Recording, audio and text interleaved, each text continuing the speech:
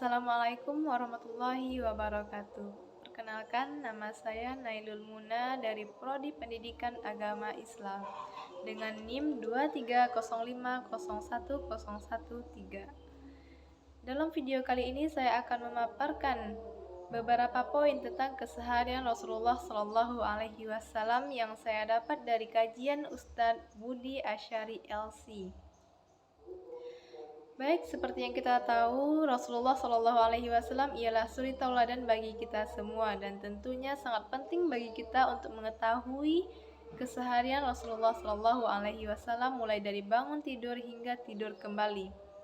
Rasulullah Shallallahu Alaihi Wasallam akan bangun pada tengah malam untuk melaksanakan qiyamul lail dan beliau akan tidur 15 menit sebelum waktu subuh.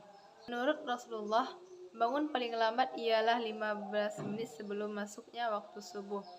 Rasulullah mengatakan ada dua fungsi dari azan pertama, yakni yang pertama ialah untuk menegaskan kepada yang melaksanakan qiyamul lail agar segera beristirahat sejenak sebelum melaksanakan waktu subuh.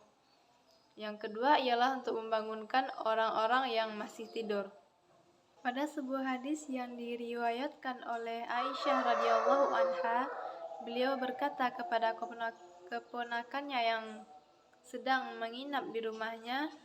Saat itu ia tidur sebelum masuknya waktu Isya dan Aisyah berkata, Rasulullah Shallallahu Alaihi Wasallam tidak pernah tidur sebelum masuknya waktu Isya dan beliau juga tidak pernah terbangun setelah waktu Isya, yang mana Rasulullah tidak pernah bertanggang di tengah malam dari masuk waktu Isya hingga tengah malam.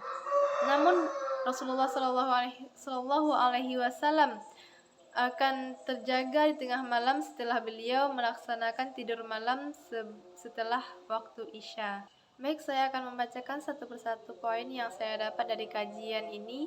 Yang pertama, ketika di waktu subuh, ketika Rasulullah Shallallahu Alaihi Wasallam selesai melaksanakan sholat subuh, beliau akan tetap duduk di tempat ia semula sampai naiknya matahari. Beliau akan melaksanakan zikir dan lain-lainnya atau sholat sunnah 2 rakaat. Hingga naik matahari, Rasulullah akan menemui istrinya satu persatu untuk menanyakan kabar beliau. Dan pernah suatu ketika Rasulullah bertanya kepada istrinya, apakah ada sesuatu yang disebut di sini ialah makanan, namun Rasulullah tidak langsung mengatakan tentang makanan.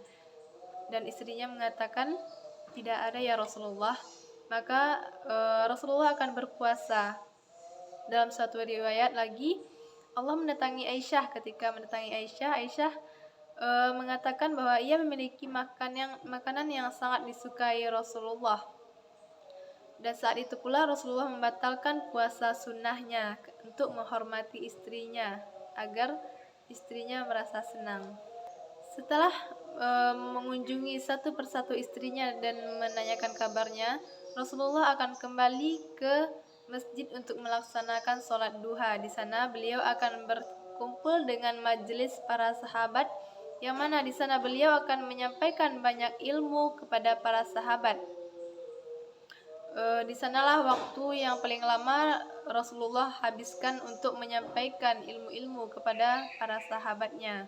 Sebelum masuk waktu zuhur, Rasulullah akan melaksanakan qiyamul lail, yakni istirahat sejenak sebelum masuknya waktu zuhur.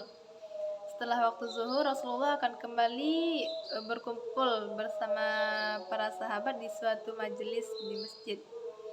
Terkadang Rasulullah Shallallahu Alaihi Wasallam akan menggunakan waktu tersebut untuk mengunjungi para cucu-cucunya, menziarahi anak-anaknya. Dan terkadang Rasulullah akan berkeliling di pasar, yang mana pasar orang Yahudi dan pasar orang Muslimin itu dipisah. Rasulullah akan mengunjungi pasar orang Muslim untuk melihat-lihat dan apakah orang Muslim melaksanakan jual beli dengan syariat yang seperti beliau ajarkan atau tidak. Selanjutnya di waktu asyar, ketika masuk waktu asyar dan setelah melaksanakan sholat asyar, Rasulullah akan kembali berkumpul di majelis bersama para sahabat. Namun di waktu asyar ini sangat singkat dan Rasulullah tidak bisa menghabiskan waktunya seperti ketika di waktu duha. Kadang-kalanya Rasulullah akan mengunjungi rumah para sahabat atas permintaan sahabat sendiri dan ada kalanya kadang datang seorang sahabat kepada Rasulullah menanyai sesuatu kepada Rasulullah dan Rasulullah akan membantunya. Poin selanjutnya, ketika masuk waktu maghrib, Rasulullah Shallallahu Alaihi Wasallam akan mengunjungi satu persatu istrinya dan menanyakan kabarnya. Namun, ketika beliau tidak cukup waktu karena kesibukan yang terjadi sebelumnya, Rasulullah akan mengunjungi rumah satu istri yang memiliki hak pada malam itu, dan istri-istri beliau yang lain akan berkumpul di sana untuk bersama Rasulullah.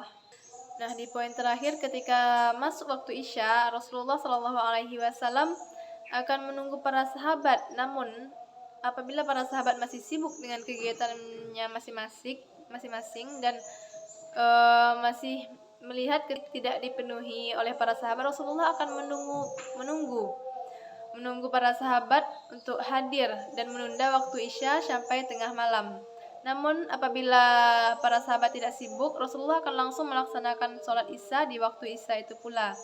Namun apabila ada halangan, Rasulullah akan menunggu sahabat hingga tengah malam dan melaksanakan waktu Isya dan berkumpul kembali di masjid. Nah, pada malam itu pula Rasulullah akan melaksanakan qiyamul lail bersama para sahabat yang lain. Sekian ringkasan dari saya tentang kajian dari Ustadz Budi Asyari LC. Atas banyak kesalahannya saya undur diri dan mohon maaf bila banyak salah. Assalamualaikum warahmatullahi wabarakatuh.